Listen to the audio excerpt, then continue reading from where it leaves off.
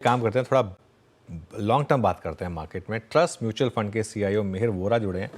आप सीएनबीसी आवाज़ पर काफ़ी समय से मिहिर जी को देख रहे हैं। मिहिर जी इक्विटी, फिक्स इनकम, सारी एसेट क्लासेस शानदार तरीके से ट्रैक करते हैं। आइए समझते हैं कि इस समय मार्केट में क्या करना है। मिहिर जी, good morning.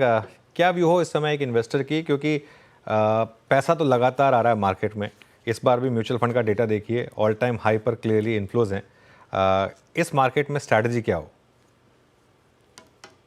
Good morning, Anuj. Thanks for having me. Strategy, I think, more or less same ही है।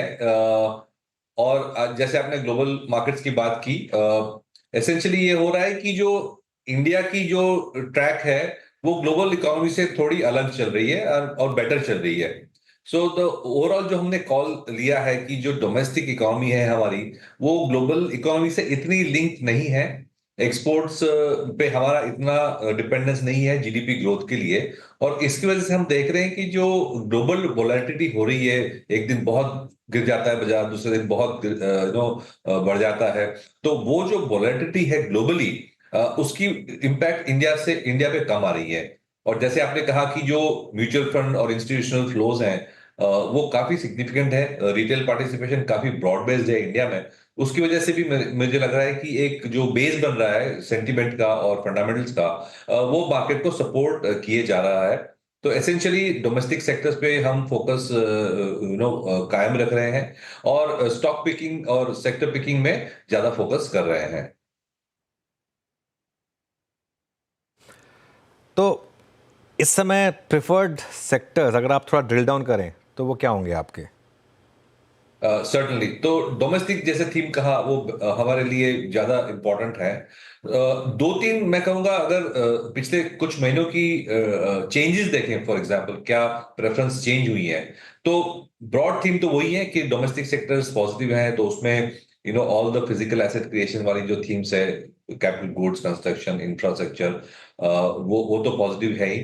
फिनेंशियल्स में बैंक्स अभी रिलेटिवली चीप लग रहे हैं, लेकिन उसमें हम ट्रिगर की वेट कर रहे हैं कि किस तरह से हम इंटरेस्ट रेट्स का जो एक्शन है वो देख के फिर हम बैंकिंग, जो खास करके प्राइवेट और पब्लिक सेक्टर बैंक्स है, उसमें ज्यादा फोकस करेंगे।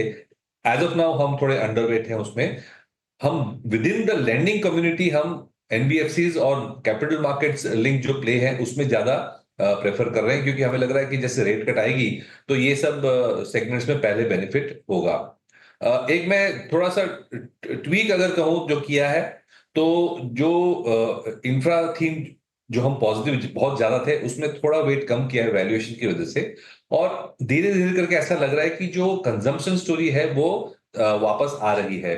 तो जो के शेप रिकवरी की हम जो बात कर रहे थे, जिसमें जो लोअर एंड ऑफ कंजम्पशन था वो इतना पिकअप नहीं कर रहा था, उसमें ऐसा लग रहा है कि थोड़े पॉजिटिव सिग्नल्स आने लगे हैं। मॉनसून ठीक चल रहा है। काफी सारी गवर्नमेंट, स्टेट गवर्नमेंट्स खास करके रूरल इनकम्स के लिए स्कीम रोल आउट कर रहे हैं। तो उसकी वजह से एक अच्छा सपोर्ट मिल रहा है कंजम्पशन को। तो जो एफएमसीजी जैसे स्टॉक्स हैं, टू व्हीलर जैसे स्टॉक्स हैं, जो लोअर टिकट कंजम्पशन से बेनिफिट करते हैं, उसमें हमने थोड़ा वेट बढ़ाया है। दूसरा मैं कहूंगा कि जो फार्मास्यूटिकल सेगमेंट है, वहां पे भी डेवलपमेंट्स हुए हैं ग्लोबली, जिससे मुझे लग रहा है कि pharmaceutical stocks, both because of domestic demand as well as global situation, pharmaceutical stocks को बेनिफिट होगा। तो उसमें भी हमने वेट बढ़ाया है। तो ब्रॉडली ये हम करेंगे पोर्टफोलियो स्ट्रेटजी। ओके। मिहिर जी नमस्कार, वीरेंद्र बोल रहा हूँ रेडियो स्टूडियोज से। अगर आप specially mid of I think 23 से रियल स्टेट के स्विंग को देखें, चाहे वो डीएलएफ हो, चाहे वो गोदरेज प्रॉपर्टीज़ हो, चाहे वो ओबेरॉय रियल्टी हो, पैसा अच्छा बना। पैरेलली आपका बड़ा स्ट्रॉन्ग और अच्छा पैसा बना जितनी भी रियल स्टेट एंसिलरी कंपनियाँ थीं। और तीसरा तबका होता है एचएफसीज़ का। अब हुआ क्या कि एचएफसीज़ में से जब से नदारत था एचडीएफसी, वो फील नहीं आ रही थी कि वो पैसा बन रहा है नहीं बन रहा है। स्प्रेड था एलआईसी हाउसिंग फाइनेंस में, पीएनबी हाउसिंग फाइनेंस में, कैनफिन होम्स में। क्या ये IPO I mean Bajaj housing finance का और इसकी मौजूदगी इस स्पेस को एक लीडरशिप देगी क्या? और आपका व्यू इस स्पेस पे क्या है? मुझे मालूम है कुछ देर पहले आपने lending part of I think financials का जिक्र किया, but especially your take on NBFCs, HFCs, or especially after Bajaj Housing listing. Sure, stock specific तो मैं कमेंट नहीं करूंगा, लेकिन जो लेंडिंग सेगमेंट है उसके बारे में एक थोड़ा डिटेल में बताऊंगा। तो लेंडिंग में हम जैसे देखें कि एक दो बड़े सेगमेंट्स हैं, एक तो बैंक्स हैं और दूसरी एनबीएफसीज हैं। विद इन एनबीएफसीज जैसे आपने कहा, there are variety of NBFCs जिसमें हाउसिंग होती है, then there are automotive financiers, then there are gold financiers, और बहुत सारी माइक्रो फाइनेंस वगैरह भी है। हाई लो टिकट हाउसिंग है, हाई टिकट हाउसिंग है। तो इसमें बड़ा जो है एनबीएफसीज में काफी बड़ा स्पेक्ट्रम है। तो एज ऑफ नाउ हमारी स्ट्रेटजी ये है कि विद इन लेंडर्स हम एनबीएफसीज को ज्यादा प्रेफर कर रहे हैं कंपेयर टू बैंक्स, क्योंकि बैंक्स का जो एसेट बुक होता है टिपिकली वो फ्लोटिंग रेट में ज्यादा होता है, और जैसे हम रेट कट का एक्सपेक्टेशंस कर रहे हैं तो शायद ये फ्लोटिंग रेट बुक का जो डाउनवर्ड प्राइसिंग जो होगा जैसे रेट कट होगी, तो उसमें बैंक्स को इन द शॉर्ट टर्म एक थोड़ा सा मार्जिन प्रेशर दिख सकता है। एनबीएफसी जो है, खास करके जो नॉन हाउसिंग एनबीएफसी हैं, उनकी जो एसेट बुक होती है वो काफी हद तक फिक्स रेट पे होती है। तो उनको ये फायदा होगा कि जैसे रेट कट होगा तो उनकी बोरोइंग कॉस्ट पहले नीचे आएगी और लैंडिंग कॉस्ट बाद में नीचे आएगी, तो उनको एक शॉर्ट टर्म में ज्यादा फायदा हो सकता है। हाउसिंग फाइनेंस कंपनीज एक मैं कहूंगा एक स्टेबल बिजनेस मॉडल है, ग्रोथ ओरिएंटेड सेक्टर है, लेकिन उसमें भी काफी सारी जो कंपनीज होती हैं उसमें लैंडिंग बुक फ्लोटिंग रेट पे होती है। तो फ्लोटिंग रेट जब होता है तो मेरे ख्याल से हम न्यूट्रल है उसमें, क्योंकि वॉल्यूम ग्रोथ तो बहुत अच्छी हो रही है, जैसे आपने कहा रियल एस्टेट डिमांड बहुत अच्छी है, लोन ग्रोथ अच्छा है हाउसिंग में।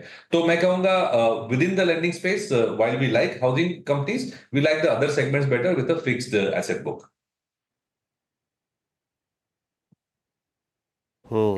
अच्छा, एक स्पेस जो कि मिहिर जी थोड़ा ट्रबल्ड फेज से गुजर रहा है वो है आपकी passenger vehicle segment, because of I think inventory जो काफ़ी हाई लेवल से पहुंच गई है और डीप डिस्काउंट्स मिल रहे हैं, और स्पेशली टाटा मोटर्स के लिए तो और भी नेगेटिव डेवलपमेंट है। ये बताइए कि इस बुरे फेज में इन स्टॉक्स के साथ क्या करें, मतलब 6-7 महीने का एक टाइम फेज बना के इनको थोड़ा थोड़ा एक्यूमुलेट करें, या फिर आपको लगता है कि नहीं अभी यहाँ पे प्राइस कट्स सब्सटेंशियल पॉसिबल लग रहे हैं आपको, या फिर इस डिप का मतलब इस्तेमाल करना चाहिए एटलीस्ट 5-6 महीने में इसको एक्यूमुलेट करने के लिए? श्योर। सो ऑटोमोबाइल्स में प्राइमा फेसी जो है हमारा as of now positioning two wheelers और ऑटो एंसिलरीज में ज्यादा है, क्योंकि जैसे हमने डिस्कस किया कि जो लोअर एंड ऑफ कंजम्पशन जो काफी वीक थी, रूरल कंजम्पशन अर्बन का भी जो लोअर एंड है वहां वीक थी, उसमें हमें ग्रेजुअल पिकअप दिख रहा है। तो टू व्हीलर्स जो होते हैं, स्कूटर्स एज वेल मोटरसाइकिल्स, वो लोअर एंड कंजम्पशन में आ रहे हैं, तो उसमें ट्रैक्शन अच्छी दिख रही है। कार्स स्ट्रक्चरली हम पॉजिटिव हैं फॉर द लॉन्ग टर्म, क्योंकि जो इंडिया की जो पेनिट्रेशन है, परचेजिंग पावर है, उसके हिसाब से हमारी कार मार्केट अभी भी काफी छोटी है। तो मैं अगर 3-5 साल का व्यू लेके चलूं तो डेफिनेटली ये सेगमेंट में ग्रोथ तो आना ही है। इन्वेंट्री का प्रॉब्लम मेरे ख्याल से टेम्पररी है, थोड़े महीने में क्लियर आउट हो जाएगी, और जैसे हमें लगेगा कि ये इन्वेंट्री का ओवरहैंग चला गया है, हम उस ये सेगमेंट में भी काफी पॉजिटिव तरह से पोजीशन में गए। एज ऑफ नाउ हमारी पोजीशन अंडरवेट है, लेकिन वैल्यूएशंस को देखें और लॉन्ग टर्म प्रॉस्पेक्ट्स को देखें तो ये एक सेगमेंट, कार का जो सेगमेंट है खास करके, उसमें हम एंट्री लेने की वेट कर रहे हैं। स्ट्रक्चरली पॉजिटिव है, टाइमिंग की बात है। मिहिर जी, इस साल सबसे ज़्यादा रिटर्न्स जनरेट करें आईटी स्टॉक्स ने, खासतौर से मिड कैप आईटी। ये हैं क्या आपकी लिस्ट में? क्योंकि बहुत लोगों का मानना है कि शायद अब अगर रेट कट आए प्लस अगर यूएस की इकोनॉमी ठीक ठाक रहे तो बड़ा पॉजिटिव होगा। आप हैं क्या उस कैंप में, या आपको लगता है कि यहाँ स्टॉक्स महंगे हैं अब?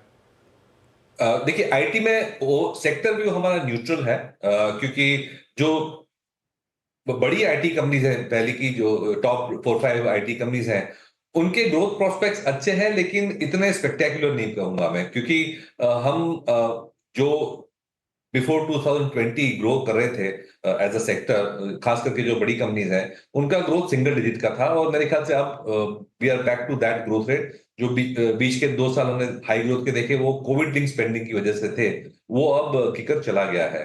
तो जो पहले टॉप जो 4-5 आईटी कंपनीज है उस पे हमारा व्यू इतना पॉजिटिव नहीं है। It's more like stable growth कहेंगे और स्टेबल वैल्यूएशन, स्टेबल रिटर्न्स कहेंगे।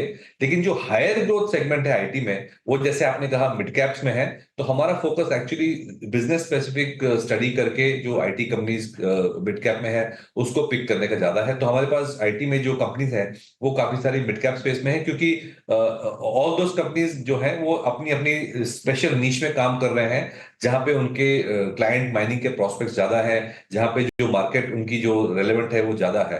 बड़ी कंपनीज में क्या होता है कि they have all the sectors, तो फिर वो एक सेगमेंट पे ज्यादा फोकस नहीं होता, और हाई ग्रोथ सेगमेंट होते हैं लेकिन एज अ प्रोपोर्शन कम होते हैं। सो पिक एंड चूज करके मिड कैप में हमें ज्यादा अपॉर्चुनिटीज दिख रही है, जहां पे हम अर्निंग्स ग्रोथ और हाई ग्रोथ में फोकस कर सकें। ओके।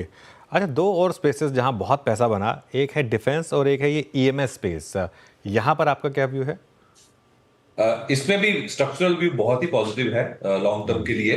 लेकिन हमारे पोर्टफोलियो में हमने पिछले 2 महीने में एक्सपोजर कम किया है ये दोनों सेगमेंट्स में, क्योंकि हमें लगा कि जो वैल्यूएशन थे कुछ ज्यादा बढ़ चुके थे, और हमें दूसरे सेक्टर में जैसे हमने डिस्कस किया कि जो NBFCs and capital market link segments हैं, फार्मास्यूटिकल सेगमेंट्स हैं, उसमें हमें एक्सपोजर बढ़ाना था। तो हमने जो प्रॉफिट बुकिंग की डिफेंस और कैप गुड्स वगैरह सेक्टर इंक्लूडिंग ईएमएस सेक्टर में, वो हमने ये सेक्टर में शिफ्ट किया है। लेकिन दीज आर सेक्टर्स जहां पे हम डेफिनेटली 3 से 5 साल का व्यू अगर लें तो बहुत ही पॉजिटिव है।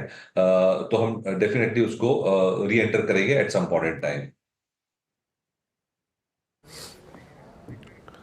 ओके अच्छा महेश जी, पॉसिबली आपसे आखिरी प्रश्न यहाँ पे, गोल्ड का run itself as a underlying बहुत स्ट्रॉन्ग रहा कमोडिटीज़ में।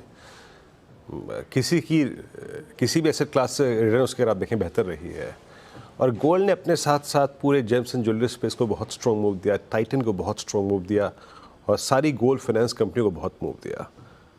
गोल्ड को एग्जैक्टली कैसे प्ले करना चाहिए? आई मीन क्या सिर्फ गोल्ड को एक्यूमुलेट करें, और या फिर ईटीएफ्स के ज़रिए, या फिर जहाँ तक स्टॉक्स का सवाल है उनमें से बेहतर क्या है? जेम्स एंड ज्वेलरी स्पेस को अप्रोच करें या फिर एचएफसीज को इस वक्त, ये आपका गोल्ड फाइनेंस कंपनी को? गोल्ड पे मेरा व्यू पर्सनली काफी पॉजिटिव है एज एन एसेट क्लास, क्योंकि वो एक अच्छा हेज है इन्फ्लेशन के लिए, एक अच्छा हेज है जब लिक्विडिटी बढ़ जाती है तो काफी अनसर्टेनिटी बढ़ जाती है, तो गोल्ड में लोग देख रहे हैं और एसेट एलोकेशन करते हैं। और हमने ये भी देखा है कि स्पेशली पिछले 2 साल में ग्लोबल सेंट्रल बैंक्स ने भी अपने गोल्ड होल्डिंग्स बढ़ाने शुरू किए हैं। मुझे लगता है उसका रीजन ये है कि जिस तरह से मॉनेटरी स्टिमुलस हुई और लिक्विडिटी का फ्लड हुआ है, एक बैक ऑफ द माइंड सबको डर है कि inflation can go out of control, तो उसके लिए gold is a safe asset class because it's a good hedge against inflation. Play हम डेफिनेटली अलग अलग तरीके से कर सकते हैं, गोल्ड ईटीएफ से भी कर सकते हैं, गोल्ड जो बॉन्ड्स हैं वो भी एक अच्छा ऑप्शन है जो गवर्नमेंट ने इश्यू किए थे, बिकॉज उसमें आपको गोल्ड एक्सपोजर भी मिलता है और थोड़ा इंटरेस्ट रेट भी मिल जाता है। एंड ऑफ कोर्स जैसे आपने कहा कि गोल्ड लेंडर्स तो है ही, उसको फायदा होता ही है। सो बट गोल्ड लेंडर्स में कहूंगा थोड़े सिक्लिकल रहते हैं, तो अगर आपको पोर्टफोलियो को डिवर्सिफाई करना है तो 5% 10% गोल्ड ईटीएफ या गोल्ड बॉन्ड से भी डिवर्सिफाई कर सकते हैं पोर्टफोलियो को। ऑल राइट, बहुत बहुत शुक्रिया मेहर जी आज हमारे साथ बात करने के लिए।